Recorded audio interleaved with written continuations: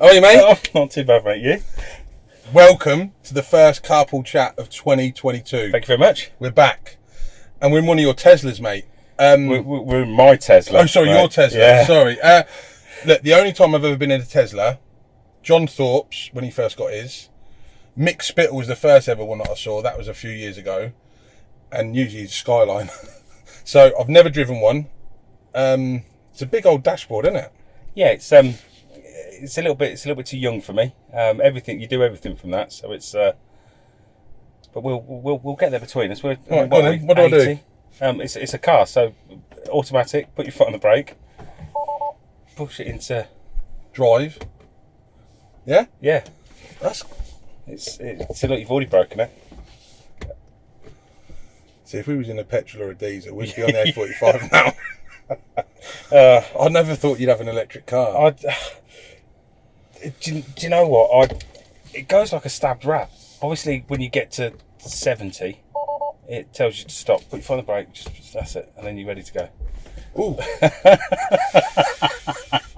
I'm just going to pan into the camera. Isabel, Freya, I love you if I don't get back out. No, it's fine, it's fine. So, I forgot my shades.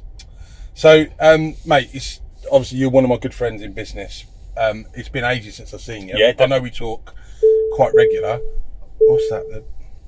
It's just that, yeah. How's business been, mate? Because for those that are watching that don't know you, obviously utilities was the main start of Apertus in terms of where you started. Then you've got into cars, and I mean, to be fair, those two industries have been massively hit. So how's 2022 going so far? Yeah, I mean, the start of the year was quite tough. November last year saw a lot of energy suppliers go bust, and a huge increase in the market. So we managed to ride that out. We managed to look after customers the best we could, and then the early part of this year was tough because we didn't know whether we should be helping people to take contracts or letting them kind of sit where they were because the price was so high. Can you price contracts now? Can you fix stuff now? Yeah. So we've been able to fix stuff the whole way through. Sorry, that's all right. Been able to fix stuff the whole way through, but it's not knowing whether or not you're actually doing the best thing for the customer. Putting them into a 12-month contract at what was deemed at the time to be a really high price. Actually was a good move because the prices continue to increase. I suppose some people, some FDs, MDs are quite happy to know what their fixed costs are going to be for the next 12 to 24 months. That was what surprised us most, was the fact that people just wanted to know what they were paying. Even if there was an opportunity the price would drop, they just wanted to know what they were paying for the next 12 months. So we saw some business, and then quarter 2 2022 has been flat out. We've hit the ground running in quarter 2. Quarter 3 started strongly as well. So, and what about the automotive side? Because I know we had a van on order with you last year, and it was the chips, these electrical components. Yeah, so every car has hundreds of what they call semiconductors. If you press the button on your seat to move it, it's semiconductors that make that move. And just the new car market just fell apart. During lockdown, the car industry decided that they didn't really need to be producing as many cars. Those went into household items, PlayStations, things like that, and it just meant a shortage. So there just isn't the new cars out there. But do you think there's an element, like, this is me being sceptical now, do you think there's an element of that's all completely truthful? Do you think there's an element of manufacturing to create more demand within the motor industry now? I think I'll tell you why I think that, because I can't believe, with all of the resources in the world, all the technology in the world, all the money in the world, somebody somewhere hasn't gone, do you know what, there's an opportunity there. Yeah. I'm going to get my factory to start building these electrical components, and we're going to mass produce these within the next 9 months and steal a march within the industry. I think part of me, the sceptical side of me, wonders whether it's a chance to try and force electric vehicles, take away people that have ordered diesels and petrols and things like that. But for me, the telling side is we tried to order a brand new Range Rover for a customer, and basically they told you what you could order when we went in. There was no opportunity. But who would have thought people would be buying cars online before the pandemic? You know, you look at is the indicator on? Yeah, that's it. Who would have thought that would have been? You know, that was one of the. Would you ever buy a car without driving it? No, of course you wouldn't. And at one Yet stage, thousands are sold now. And at one stage, the second-hand market was going at £280 a month. Average car price was going up £280 a month because of the high demand. You know, we had 15 luxury SUVs on order when the pandemic hit, and their suppliers just pulled them. You know, thanks ever so much, but we're not going to keep the orders because we can't fulfil them. You know, you don't get delivery dates on cars now. You just get a worst case scenario almost date, which is 2 years. It's got some poke in it. Sorry. It's not bad. It's not bad. Sorry to cut you up. I can't believe how quick it accelerates. Well, it has to get me and my packed lunchbox to wherever I'm going, so it's going to be. Were you towing an ice cream van? So I can catch. It's the only way I can catch an ice cream van if we get going. Moaning MD. Is that your hashtag? It is. It is. So for those that haven't, it's worth looking at because your latest one, I watched it and because I do watch yours. Well, I listen to them, so I put you on play and then I just do my work in the background. And I always like listening to them. It always puts a smile on my face. The recent one was it's a tough one, isn't it? So the last two, I think, have been the problem for people that don't know me. I've been accused of having zero filter. I think it's probably a polite way to maybe even -2. And I'll wear my heart on my sleeve, and my face tells you exactly how I feel about you before my mouth does. But unfortunately, my mouth normally backs that up pretty quickly. We had the last one was about the gentleman that decided to put the crying post about his about making people redundant, and obviously, as we said, you know, they obviously need all things to sort their marketing out for them. Are they from England? I believe so. I must admit, I haven't. I've seen more of the parodies than I spent on the post on LinkedIn. But it's now the fact that people are now going after him personally for it. You know, comments about his family on his Instagram posts. And I just social media is such a faceless entity, and it's, you know, people are really brave behind a keyboard. You're not going to say those things to his face. So I can't swear on this one though. But yeah, I get it. It's a tough one, and I think that's social media all over though. People, and listen, me included. If I'm personally or in business, but I suppose more on my personal Instagram, if there's a moment I want to capture, I'll stick it online because it's something that makes you proud. But at the same time, the only time I get interacting with other people would be Man United fans. Well, and that'll be on Twitter. That's my Twitter platform. Yeah, but that's understandable. So one of my massive bugbears. There's a guy on LinkedIn who I have connected with, followed. Never met the guy. It's a gentleman called Luke Manton. I don't know if you know him. He's a virtual assistant. He's got Tourette's, and his videos, the positivity this guy spreads about his condition is amazing. And he gets so much grief online for having Tourette's. And then he went on to a TV programme, Anyone Can Sing, and he managed to sing a song, and he was embraced by his partner at the end, and the whole of social media exploded because that was a man. And that's what the whole of social media focused on, the fact that he was gay, not the fact that he'd managed to overcome this condition to be able to sing a song in front of people. Yeah. And it's the epitome of what's wrong with social media for me. Like you, I'll put, you know, my Facebook profile, because I'm over the age of 40, because I still use Facebook, it's full of pictures of the girls. Yeah. You know, and stuff like that.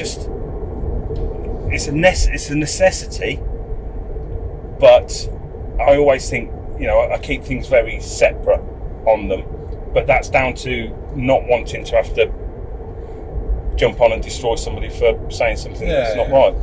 So what's the future then, mate? We're sat here in August.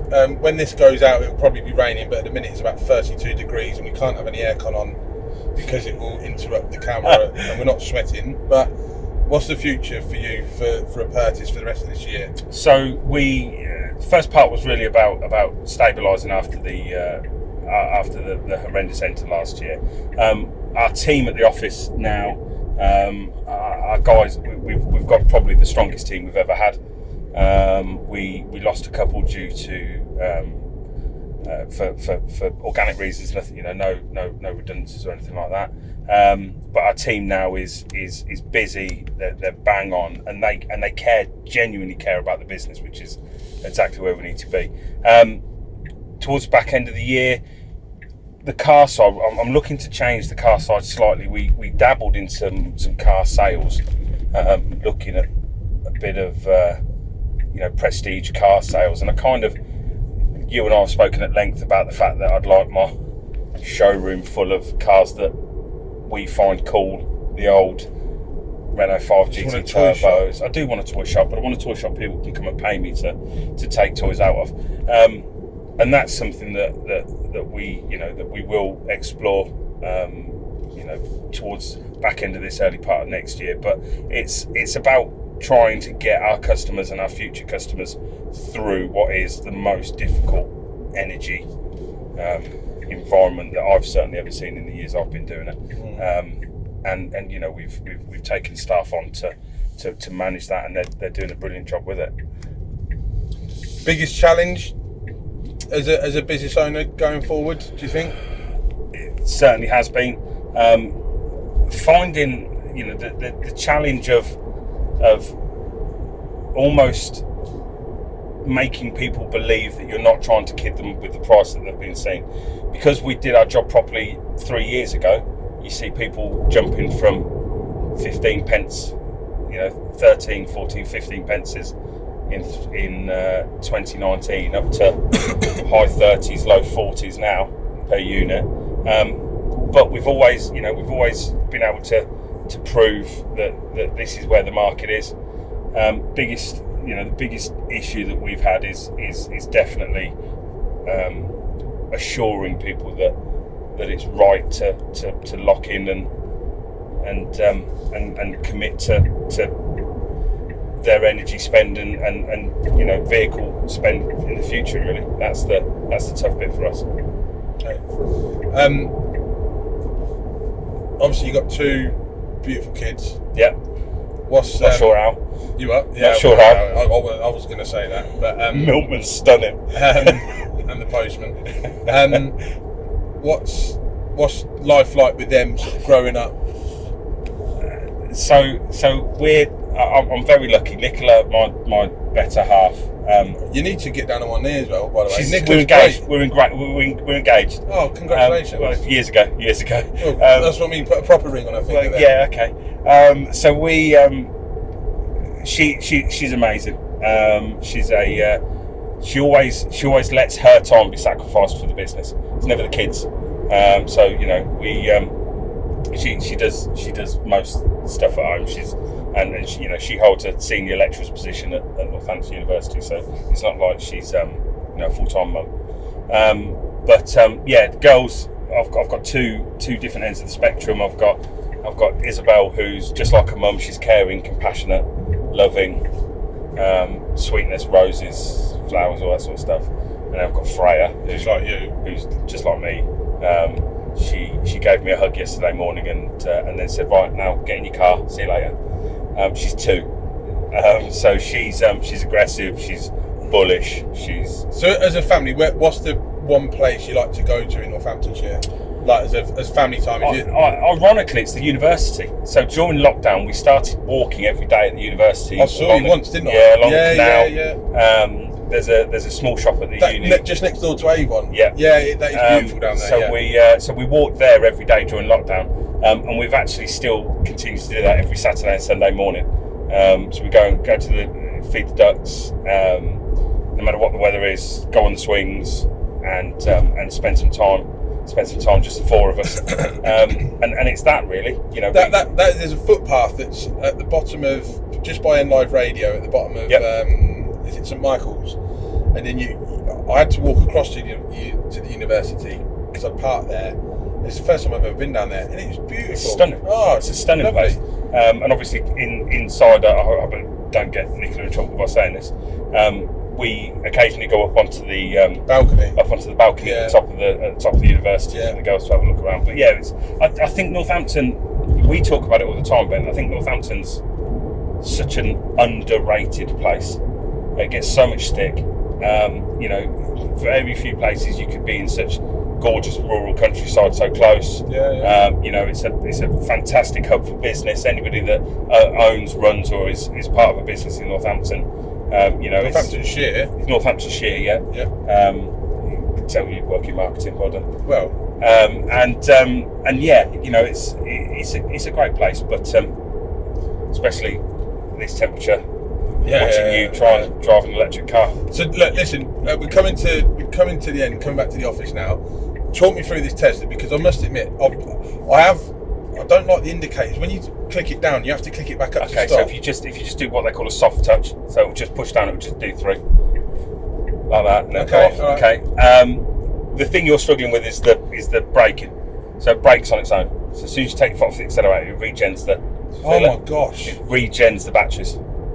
Okay. All right. So, because I must admit, I am impressed. I drove an e-tron. Northampton Audi gave us one when we did my last Carpool Chat, which was 2 years ago, with the MD of Corley's in Luton. Really interesting business, and that was it. That was an impressive car. But I must admit, this is quite nice. So, the battery there. How long does it take to charge up? So on home charger, 10-12 hours overnight. So if you're home, but if you're home you work till 9 at night. By the time you left the house at 5 in the morning, you're not going back from empty to full every day. So how many miles would you get off of that? The handbook says 360 on a full charge. Yeah, Nicola will get 330. I get about 250. But rumour has it you don't charge at home. You charge at a well-known coffee place. Let's thank Matt Fountain now. So Matt Fountain, I've heard so much good things about him. Right? Never met him. I've spent money in many of his shops. What do you call them? Shops, restaurants?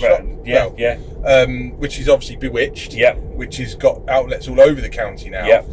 From what I hear, he's a really good guy. Matt's a really good guy. But for him to go and stick in electrical points in the car park for people like you to go in there and spend £3 on a coffie and charge. Well, yeah, I don't nurse the coffee. I might buy a second or a Danish pastry. I was going to say there'll be a couple of Danish pastries in there. So rumour has it that they found that somebody from the local estate was actually going to their establishment in the evenings when they were closed and charging their car overnight. It wasn't you. No, I've got my own charger. Oh, all right. But surely there's because obviously I've never done it. They turn it off now. Isn't there some sort of PIN code or something? No, anybody literally go up? As long as you've got your own charging cable, you just plug it in and go. But why? I would have expected you to. I don't know. I've got this wrong, but I would have thought it would have been. Please pay £5 and you just tap your card for contactless. But that's the business model that Matt has, is the fact that how many charging points has he got there? So there are 3 on the site. One is for Greg's, one is for Bewitched, and the other one I believe is for the Domino's delivery. Because I must admit, actually, I had a meeting at the company at Grange Park, and there were a load of Skyline drivers outside. I think they've got about 6 or 7, and it's a similar. I suppose mind you, that'd be for residents, wouldn't it? Yeah. But fair play. So the future's electric, isn't it?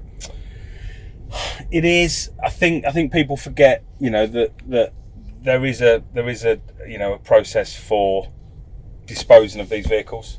I think lo and behold, there's an energy crisis as soon as they've cleared the problem with new cars and things like that. So I think that's a point to have. I don't know that we would ever not have an electric vehicle based on the fact that £15 charges this to full. to do 250 miles. So, what could go wrong with this? Tell me what's the worst thing about a Tesla? The hazard warning lights are up there. It took me 9 days to find that. You've got to press a button to get out of it. There's no door. There is a door handle, but you've got to press a button to open the door. My missus can turn the heated seats and the aircon off while I'm driving. Nicola can see where I am all the times on her app. Those are the sorts of things that could go wrong. Where's reverse? Just put that. That's it. Oh, of course. Right. And Okay. then, Oh wow. but as a piece of kit, Scott Norville at Silverstone told me to have a proper look at these, and I kind of poo-pooed it to start with. I know you did. In fact, you poo-pooed Craig Ablett, and then when he turned up, but that's just Craig Ablett, isn't it? Yeah. Health and safety guy driving an electric car. Literally, all he needs is tweed now, and he's going to. I mean, he can't even grow a beard. I went to dinner with him at the Yakult Lounge a couple of weeks ago. Lovely restaurant on the Wellingborough Road, and he turned up in the same shirt that he went out with you lot from EBN in a curry. So he got hammered. For you can tell he doesn't own a cat because he's still got that fluff on his face that it's not even. Don't say it. Right, I'm impressed. Leg room in the back. Oh yeah, but you're what 6'3", 6'4"? I'm 6'5". Oh yeah. Yeah. You just look a bit rounder. Maybe it doesn't make you look as. You're in no position to talk about roundness. I've pushed this as far back so that I can get as many of my chins out of the shot as possible. Does that go back? No. Is this which one's what one's this? This Is the long range. This is Model 3 long range. How much is this from Apertus? Roughly. To you or to? Well, no, to people watching. I'm not. So we tend to steer away. We've done lower range vehicles on for electric on 12 months, but obviously on the 12 month you need to put the infrastructure. How in. much? Roughly. 900. It's yours. No, I don't know. No, I don't think so. Oh, don't get me wrong. On a 3-year deal, you'd be picking these up with no deposit at about 700 quid a month. Yeah. It's not big enough for me. I don't think. But the thing people forget about these vehicles is they never factor in the cost of living. So you're not putting 150 quid a week in diesel. That is, that's it's the first time I've gone over 100 quid to fill my tank up a couple of weeks ago. We did a comparison, Kia Niro versus a Kia e-Niro, 15,000 miles a year, and the Kia e-Niro cost you £3,100 less a year, just by being able to charge the family holiday, innit? Grant, top man, thanks ever so much, mate. And that's a wrap. Woo!